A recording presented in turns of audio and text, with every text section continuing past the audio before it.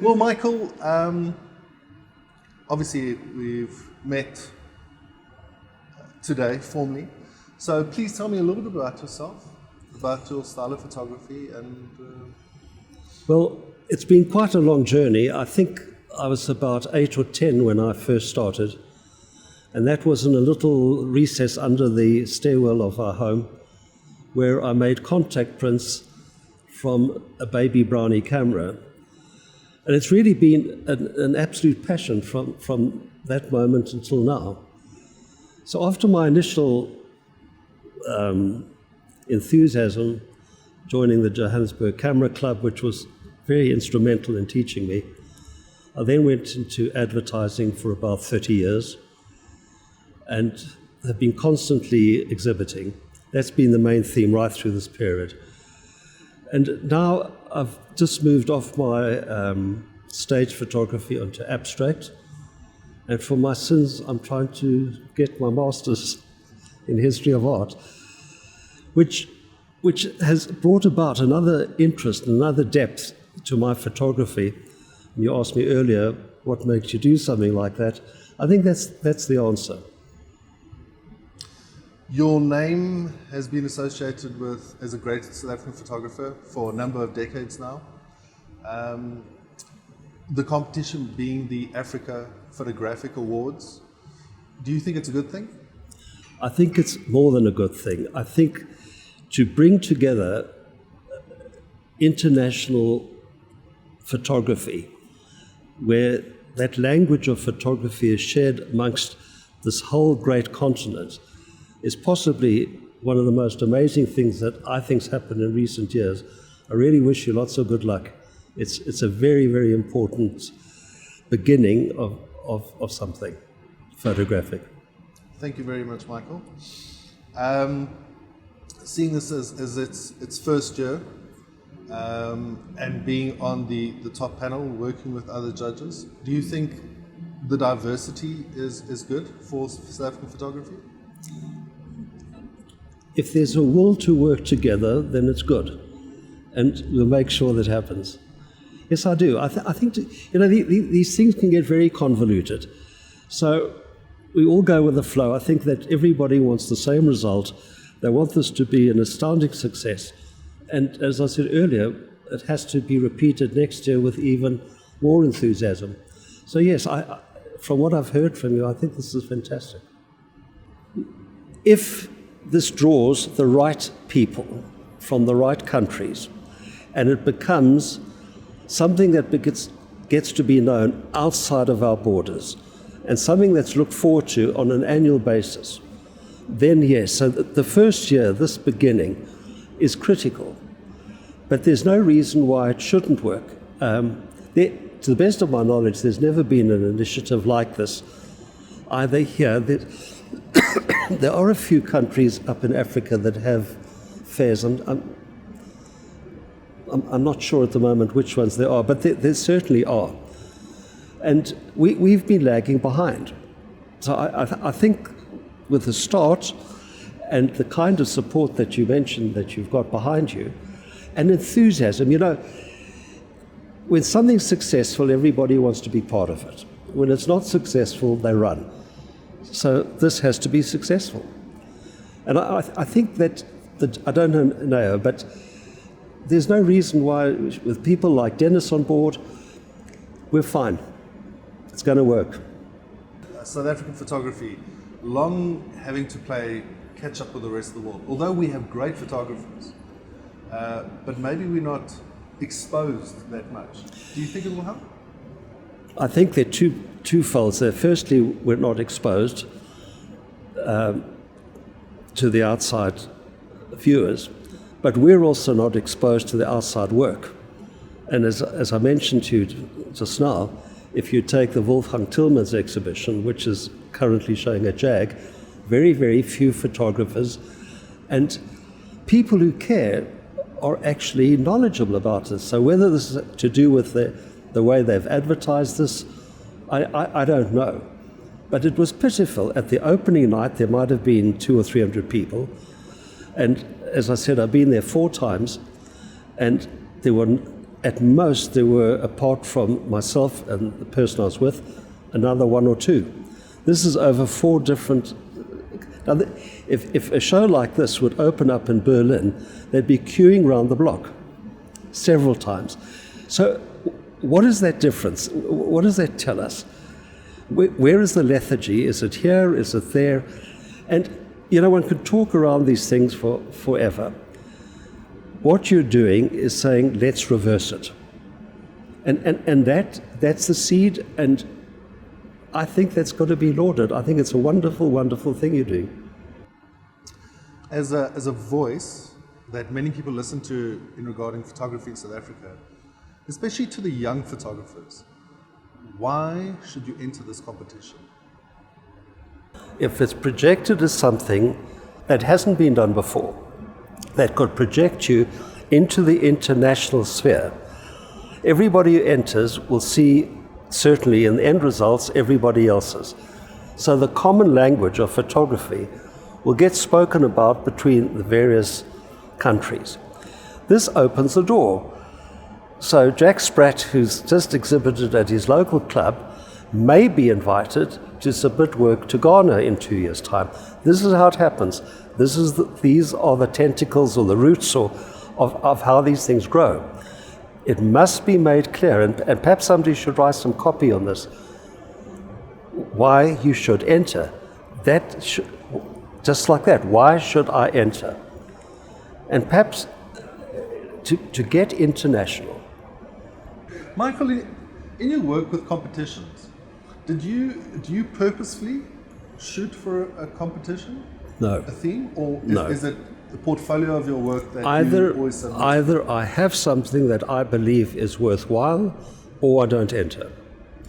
But you might be speaking to the wrong person. I've always been a very, very severe critic of my work. I don't take, people have this big thing about, now that we have digital, nothing's changed. I still shoot 3 frames. I still work off a tripod. I do not shoot endlessly. I never have, and I never will. I set up my camera. I look at what I want, and not infrequently, I say, I've made a mistake. Take my camera off the tripod and go home without taking an image. I don't say, maybe we'll Photoshop this and we'll do that, because all it does is put more layers of self-doubt. So much nicer. But it does. I think one needs to know what one's photographing, why one's photographing, what the reason is. And if you know that before, then you don't go around like a happy snapper. I mean, certainly photojournalism falls into a different category, wildlife doesn't. But I think the sort of work that I think this competition should draw from is a bit innovated, not innovated, that's the wrong word, but less prolific. And Michael, when selecting your work for a competition, do you do it totally for yourself? Do you ask other people's opinions? Is there anyone else involved? I ask certain people their opinion. Yes, I do. My biggest critic is my wife. A typical situation. I do an image, I come home, I download it, and because I only work digitally now, and then I send it to her via email. Her office is there, mine's here, and then I get back. It's okay. So then I write back, what do you mean by okay? And then she says, I'm not going to change my mind, it's okay. And you have to respect that. And I knew it before, that it was okay. So you need people to confirm it's not a shot, it's not going to work, you can do whatever you want to it, you can crop it, you can blow it up, you can... Take that emotional detachment away from it. Yes. So I think to edit one's own work, to be very severe with what you're taking. And going back to university, I'm currently writing an essay for my supervisor next week. You take an image, and this was of a little house in Ireland that looked just like a face.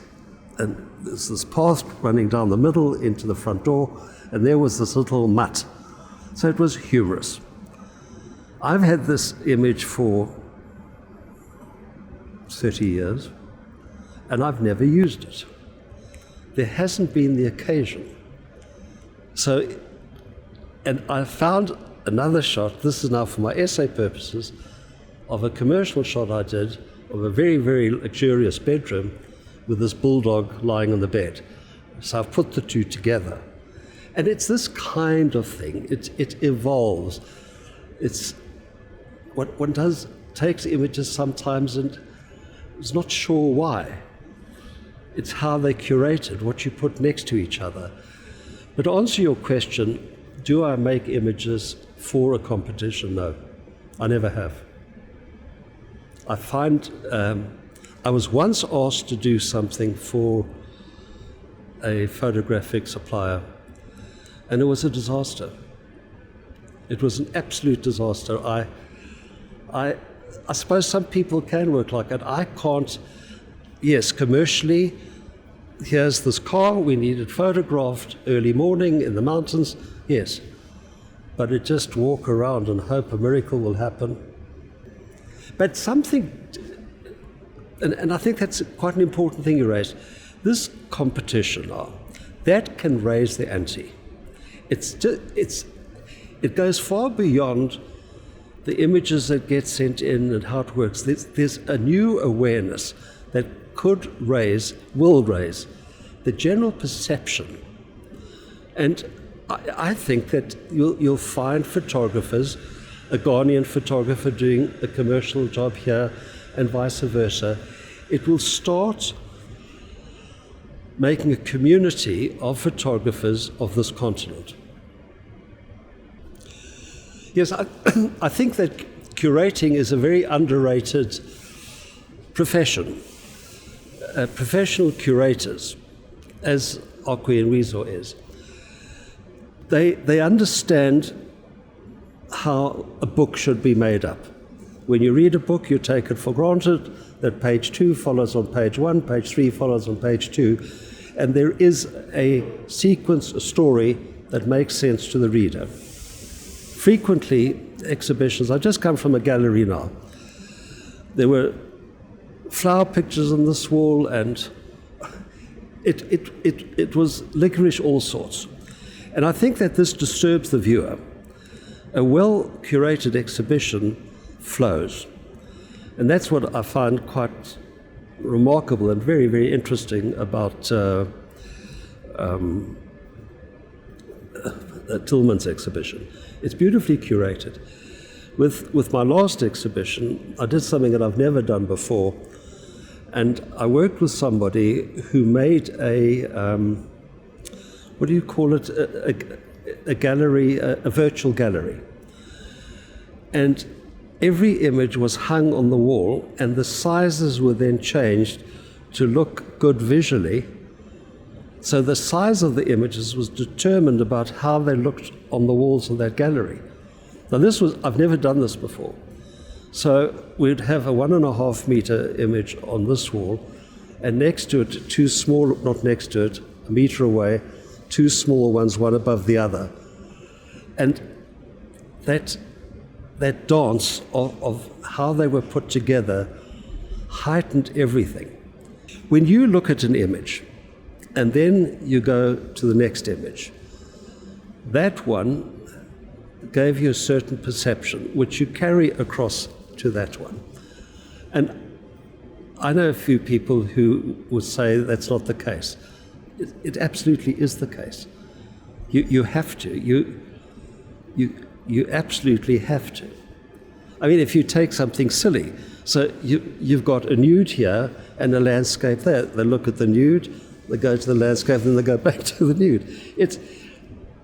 It works like that. Almost like the human condition. Curating is a very underestimated art in itself. Thank you. Thank you, Michael.